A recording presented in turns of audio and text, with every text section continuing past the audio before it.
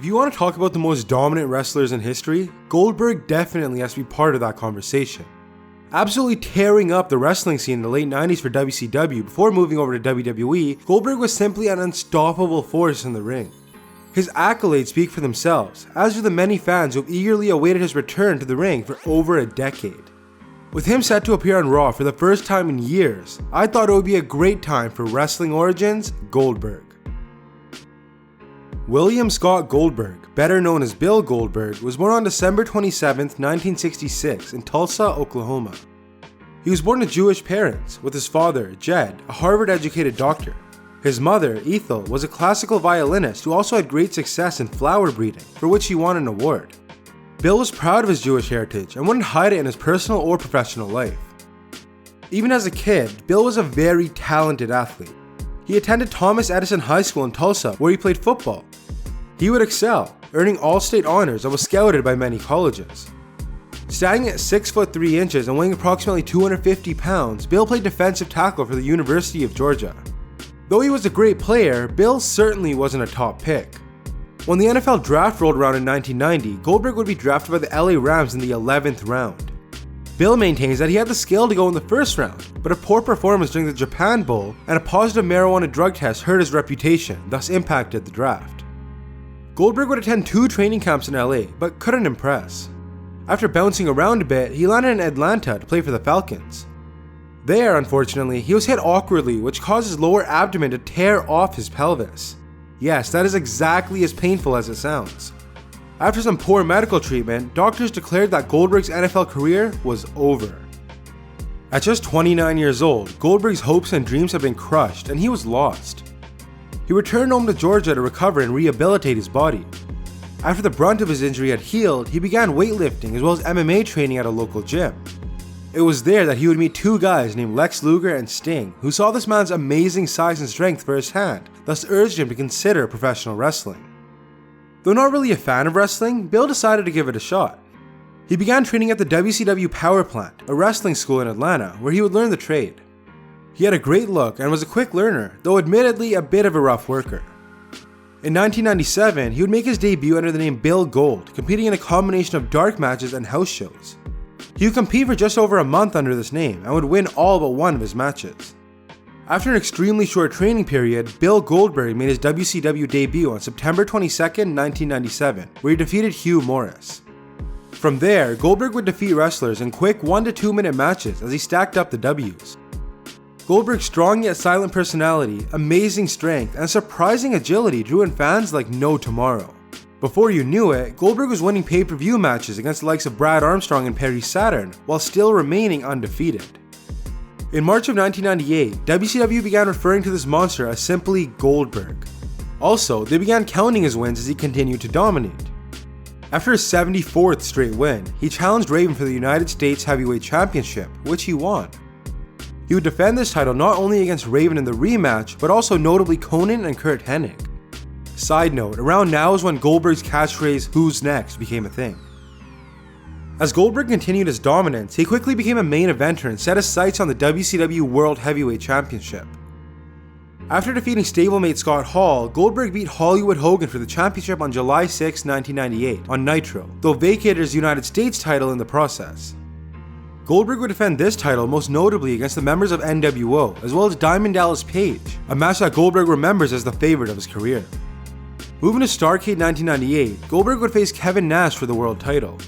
After Scott Hall interfered and tasered Goldberg, he was finally defeated. This ended his winning streak at a supposed 173-0, though many dispute that claim, saying it's a major exaggeration. Moving forward to 1999, Goldberg would be written off to film a movie starring Jean-Claude Van Damme.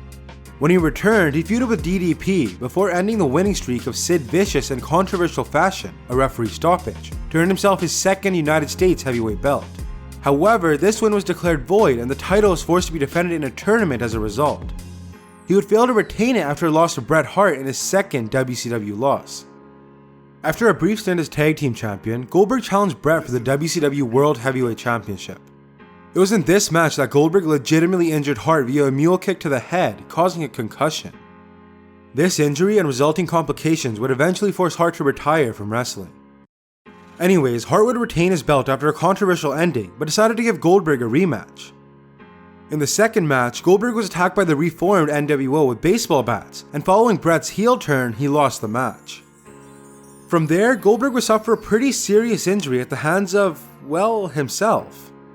During a segment, Goldberg was supposed to break the windows of a limo. He did so at first using a metal pipe and his fists, but then he went off script and used his forearm, which obviously wasn't smart. But to be fair, it did look pretty badass. He suffered a nasty gash and lost a lot of blood before being rushed to a nearby hospital for treatment. This self-inflicted wound would sideline Goldberg for a few months, causing him to miss a major show in Japan. From there, Goldberg would briefly turn heel, feud and lose to Scott Steiner, and try to replicate his legendary winning streak to save his career. He did rack up quite a few wins before finally being defeated at the hands of Lex Luger and Buff Bagwell, and was written out of WCW in order to have shoulder surgery. While he was recovering from said surgery, WCW was purchased by WWE. WWE bought out Goldberg's contract in 2002, which allowed him to start wrestling again, though this time in Japan. Unfortunately for him, he suffered another injury in April of that year, but when he got going in August, he was quite successful. His performance overseas is likely what brought WWE calling, as he signed a one-year contract with the company in March of 2003. On March 31st, 2003, the day after WrestleMania 19, Goldberg made his WWE debut. He would do that thing they do in prison, go after the biggest guy in the yard to prove your dominance. The WWE equivalent of that was Goldberg spearing The Rock straight away. The feud would instantly ignite and carry all the way to Backlash, where Goldberg defeated The Rock. From there, Goldberg would rack up the wins once again, winning a notable feud with Chris Jericho before challenging and defeating Triple H at Unforgiven to win the World Heavyweight Championship. The next week, Hunter would issue a bounty of $100,000 on Goldberg, which caused many superstars to try and take him out of the game. Batista would finally succeed after shattering Goldberg's ankle with a chair. This would lead to another match against Triple H at Armageddon, but this time it also featured Kane, making it a triple threat. Here, Goldberg would drop the title to Triple H. Moving forward to the 2004 Royal Rumble, Goldberg was trying to earn another title shot by winning the annual match. He seemed as if he was going to win, coming in at number 30 and eliminating multiple men, until he was attacked by WWE Champion Brock Lesnar, a man very similar in size and stature. This allowed Kurt Angle to eliminate Goldberg and pick up the win. This would cause Goldberg to declare war on Brock, saying he would be his next victim. Goldberg would go on to spear Brock's manager Paul Heyman, as well as Stone Cold Steve Austin, though that was accidental. He would also attack Lesnar at No Way Out, delivering a massive spear. He would end up costing Brock his WWE Championship to Eddie Guerrero, which was the final straw. This set up a match between the two at WrestleMania 20 with Stone Cold as the guest referee. The match practically sold itself. However, fed up with the company and no longer wanting to work for WWE, this will be Goldberg's last match. Coincidentally, this will be Lesnar's last match as well, as he wanted to pursue other ventures, namely football. To put it simply, the two put on a pretty terrible match and the crowd was pissed. This was not a proper send-off for Goldberg, who won the match before receiving a farewell stunner from Austin.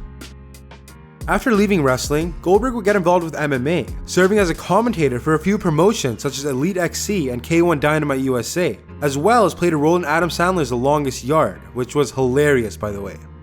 Since then, he's had a few more acting roles, opened up a gym in California, added more cars to his awesome collection which features the legendary Boss 429 and a Shelby Cobra 427, and finally got involved with charity work and the ASPCA. Though I'm sure I've missed some things, it's safe to say Bill Goldberg has kept busy since leaving the WWE in 2004. On June 7, 2015, Bill Goldberg made his return to the ring at a Legends of Wrestling show in New York. Though I don't know if you can call this an official return, he did come to the aid of Rob Van Dam by spearing Scott Steiner. In January of 2016, he would do something similar in Miami, spearing Steiner once again. Finally, we come to the present day. After being named as the pre-order bonus for WWE 2K17, he and Brock Lesnar began taking shots at each other over social media. On October 3rd, 2016, Goldberg did an interview on ESPN where he says the WWE return is not off the table, despite being nearly 50 years old.